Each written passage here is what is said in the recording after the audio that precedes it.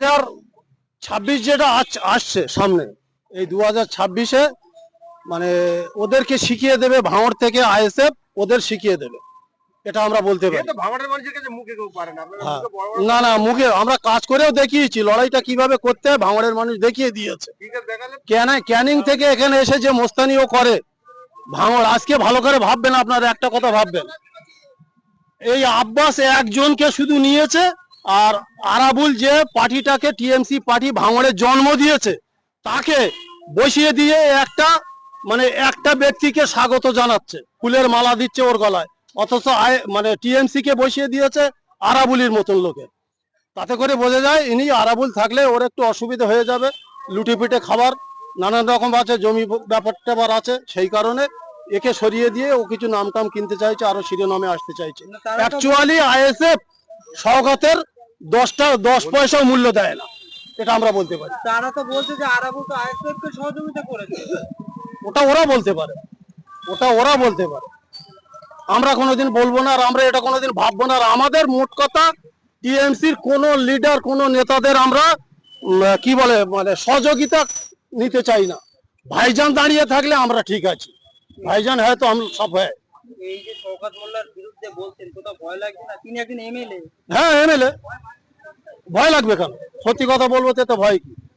শওকত মোল্লা আজকে যে ভাঙড়ে এতগুলো খুন খারাপ হলো, এর আগে হয়নি, শওকত মোল্লা আসার পর থেকেই হয়েছে। ইতিমধ্যে বিভিন্ন জায়গায় যারা অবজারভার আছে, বিধায়করা, তাদের কোর কমিটি রাখা হয়েছে। ইতিমধ্যে আমরা দেখছি যে ভাঙড়ের অবজারভার শওকত মোল্লা, কিন্তু কোর কমিটি থেকে শওকত মোল্লার নাম বাদ দেওয়া হয়েছে। সেটা ওদের পার্টির ব্যাপার, আমরা ওটা বলতে পারবো না। ওরা যেভাবে নিয়ে যাবে সেটা ওদের ম্যাটার, আমাদের কোনো এতে নাক গলাবার জায়গা নেই। তবে হ্যাঁ, মানুষের স্বার্থে যখন অপরাধ মূল্য কথা হবে, অন্যায়ভাবে কথা হবে, অবিচারী হবে, তখন আমরা তার প্রতিবাদ করব। ভাইজানের সাথে থেকে, ভাইজানের সঙ্গে থেকে আমরা প্রতিবাদ করব, এটাই আমাদের কাজ। সেটা দেখা যাবে পরে, ওর আছেটা কি ভাঙড়ে।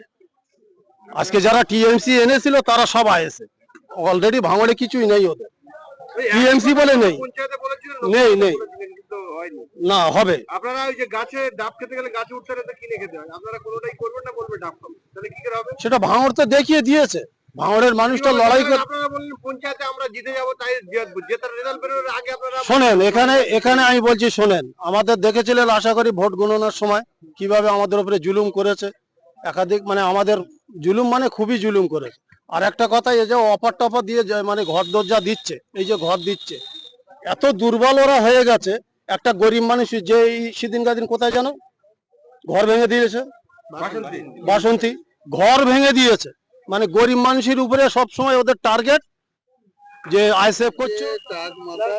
বুদ্ধি বেশি, সেই জন্য কি বলবো, শওকত মোল্লাকে ধন্যবাদ জানাই, ও স্বীকার করেছে যাদের মাথায় টাক তাদেরকে বুদ্ধি বেশি। তবে শওকত মোল্লাকে এটাও জানা দরকার যে টাক মাথা যাদের, ওদের বুদ্ধি বেশি বলে তো মানে স্বীকার করেছে, তাহলে রাজনীতিটাই টাক মাথার থেকে শেখার দরকার আছে। যদি বলেন কেন, আজকে ভাঙড়ের বুকে মানুষ যে অত্যাচারিত হয়েছিল টিএমসি মানে 2021-এর আগে, সেখান থেকে যে মানুষ খোলামেলা নিঃশ্বাস নিতে পারছে ভাঙড়ের বুকে, তাতে করে সে স্রেফ ভাইজানের জন্য।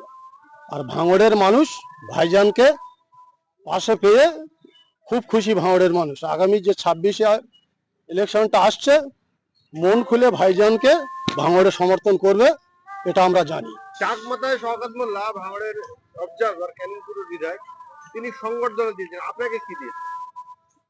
আমি ওখানে অবশ্য উপস্থিত ছিলাম না, তবে শুনে আমার কথাটা ভালো লেগেছে যে টাক মাথা যাদের আছে তাদেরকে ও বেশি জ্ঞানী এবং বুদ্ধিমান বলে স্বীকার করেছে।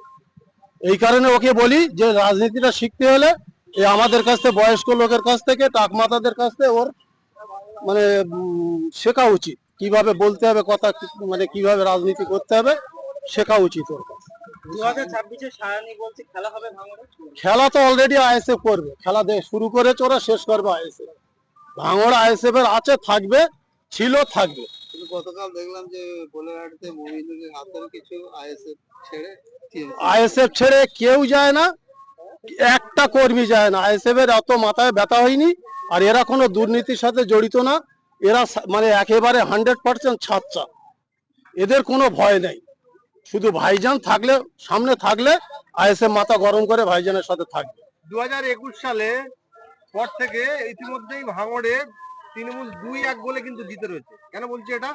2021 সালে নওশাদ সিদ্দিকী জিতেছিল, আইএসএফ গোল দিতে পেরেছিল, কিন্তু পঞ্চায়েতে এবং লোকসভায় আপনাদেরকে একদম 2 গোল দিয়ে দিয়েছে পরপর। না 26-এ বিধানসভায় বলছে একদম দিয়ে 3-1 করবো। তবে শোনেন, 2000 আইনের শাসন প্রতিষ্ঠা করুন। আইনের শাসন যদি প্রতিষ্ঠা না থাকে তাহলে কিন্তু সব থেকে বেশি বিপদে পড়বেন আপনারা। তাই আইনের শাসন প্রতিষ্ঠা করুন। আইনের শাসন তো প্রতিষ্ঠা হচ্ছেই না। আমরা দেখতে পাচ্ছি রাজ্যের বিভিন্ন জায়গায় বিশৃঙ্খলা ঘটছে, প্রশাসন নীতি। আমরা উত্তরপ্রদেশে কিছু ঘটলে যোগীর বিরুদ্ধে বলতে পারবো, মানে নরেন্দ্র মোদীর বিরুদ্ধে বলতে পারবো, কিন্তু রাজ্য সরকারের বিরুদ্ধে আমরা বলতে পারবো না। বললে আমাদের প্রশাসনিক ভাবে থেকে ছেড়ে দেওয়া হচ্ছে। সেই খবরগুলোকে আমাদের প্রত্যাহার করতে বলছে। যা আপনার চ্যানেলকে যদি এই কথা কেউ বলে থাকে, যে বলেছে তার বিরুদ্ধে অভিযোগ দেয়। আমি বলছি অভিযোগ দেয়, এবং তার যারা উচ্চতর আধিকারিক আছে তাদের প্রত্যেককে উপযুক্ত প্রমাণ আদি দিয়ে আপনারা অভিযোগ করুন এবং বিধিবদ্ধ ব্যবস্থা গ্রহণ করতে বলুন। কিন্তু ওসি বলে থাকে এসপি কে করবেন, এসপি বলে থাকে ডিজি পুলিশকে করবেন, ডিজি পুলিশ যদি বলে থাকে সেক্রেটারি হোমকে করবেন। কোনো ব্যবস্থা না হলে আদালত খোলা আছে। মনমানি ভাবছে নাকি যা ইচ্ছা তাই করবে? কোন ডিজিটাল ক্রিয়েটার কি দেখাবে সে কি থানার অফিসার ঠিক করে দেবে না? তুমি যা ইচ্ছা তাই করবে, দেখাতে পারবে না কেউ। তুমি বলবে একটা অপরাধ সংগঠিত হয়ে যাওয়ার পরে ওটা আমার ব্যক্তিগত বিষয়। তোমার কিসের ব্যক্তিগত বিষয়? এটা কি তোমার ব্যক্তিগত বিষয় হতে পারে না? এটা একটা প্রশাসনিক বিষয়। এটা তোমার বেডরুমের বিষয় না, এটা তোমার বাথরুমের বিষয় না, এটা তোমার কিচেনের বিষয় না, সেটা তোমার ব্যক্তিগত বিষয় হবে। তুমি একজন পাবলিক এমপ্লয়ি, তোমাকে বিধিবদ্ধ ব্যবস্থা গ্রহণ করতে হবে। সেটা যদি না করো তাহলে তুমি তোমার উপর অর্পিত দায়িত্ব পালন করছো না। আর অর্পিত দায়িত্ব যদি পালিত না হয়, আমি উচ্চতর আধিকারিকদের বলবো তার বিরুদ্ধে উপযুক্ত ব্যবস্থা করবো। শাসক দলের যে ঘর বাড়ি ভেঙেছে, আমরা দেখেছি যে পুরোপুরি শাসক দলের লোকেরাই ভেঙেছে, এটা একদম পরিষ্কার। কিন্তু বলছে থানায় এসে আলোচনা করে ব্যাপারটা সেরে দিই। একদমই বলতে পারে না। যখন বিরোধীরা, কোন রাজনৈতিক বিরোধী যারা আছে, তাদের মিথ্যে মামলা হলেও তাদেরকে ধরে নিয়ে জেলে চালান করে দিচ্ছে।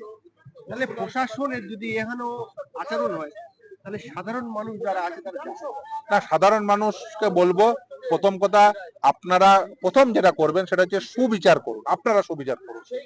এই ধরনের ব্যবস্থা যারা নিচ্ছে, এই ধরনের ব্যবস্থা যারা তৈরি করেছে, আপনারা তো তাদেরই নির্বাচিত করেন।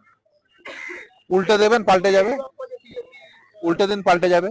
প্রথম। দ্বিতীয় হচ্ছে ভাববেন না ওই থানাটি শেষ। থানা যদি উপযুক্ত ব্যবস্থা না গ্রহণ করে আদালত আছে, সে আদালতের মাধ্যম দিয়ে করা যায়। পুলিশ যদি ইনঅ্যাকশন মোডে থাকে, তাকে কি করে অ্যাকশন মোডে নিয়ে আসতে হয় তার জন্য উপযুক্ত ব্যবস্থা নেওয়া যায়। ফলে এটা যারা করছে তারা মূর্খের স্বর্গে বসবাস করছে।